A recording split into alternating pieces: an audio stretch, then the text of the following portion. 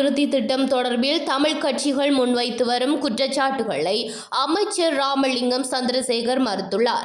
குறித்த திட்டம் இன அல்லது மத அடிப்படையிலான நோக்கங்களுடன் முன்னெடுக்கப்படுவதாக கூறப்படுவது முற்றிலும் தவறானதும் அரசியல் உள்நோக்கத்துடன் பரப்பப்படும் தவறான தகவல்களுமே என அவர் தெரிவித்துள்ளார்.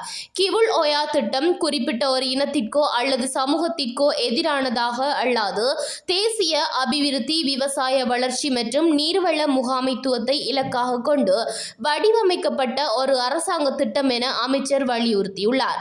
இந்த ஆட்சியின் கீழ் இனவாதத்துக்கும் மதவாதத்துக்கும் எந்தவிதமான இடமும் இல்லை. அனைத்து மக்களையும் சமமாக கருதும் கொள்கையுடனேயே அரசாங்கம் செயல்படுகின்றது என அவர் தெளிவுபடுத்தினார். தமிழ் கட்சிகள் முன்வைக்கும் குற்றச்சாட்டுகளின்படி கிவுல் ஓயா திட்டம் பாரம்பரிய தமிழ் பகுதிகளில் நில அபகரிப்பையும் மக்கள் தொகை மாற்றத்தையும் நோக்கமாக கொண்டதாக கூறப்படுகின்றது. மேலும் உள்ளூர் மக்களின் சம்மதமின்றி திட்டம் முன்னெடுக்கப்படுவதாகவும் சுற்றுச்சூழல் மற்றும் சமூக தாக்க மதிப்பீடுகள் போதிய அளவில் மேற்கொள்ளப்படவில்லை என்றும் அவர்கள் சுட்டிக்காட்டுகின்றனர்.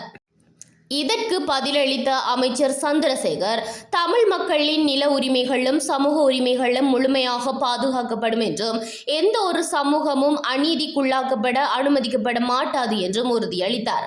சட்டத்துக்கு முரணான நில கையகப்படுத்தல்கள் எதுவும் இடம்பெறாது என்றும் திட்டம் தொடர்பான அனைத்து நடவடிக்கைகளும் உரிய சட்ட நடைமுறைகளின் கீழேயே மேற்கொள்ளப்படுவதாகவும் அவர் தெரிவித்தார். மேலும் கிவுல் ஓயா திட்டத்தின் மூலம் வறட்சியால் பாதிக்கப்பட்ட பகுதிகளில் விவசாய உற்பத்தி அதிகரிக்கப்படுவதோடு ஆயிரக்கணக்கான விவசாய குடும்பங்களுக்கு நிலையான நீர்ப்பாசன வசதி கிடைக்கும் என அமைச்சர் குறிப்பிட்டார்.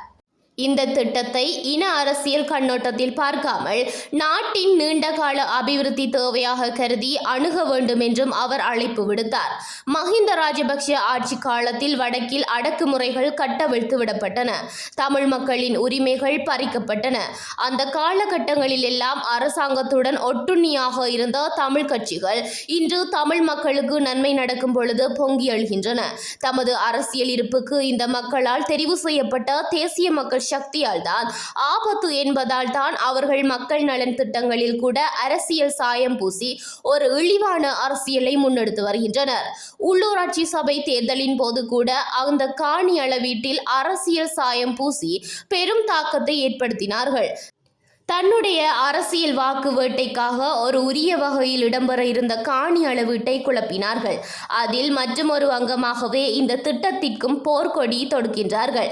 தமக்கான அரசியல் பாதை எது என்பது தமிழ் மக்கள் இன்று நன்கு அறிந்து வைத்துள்ளனர்.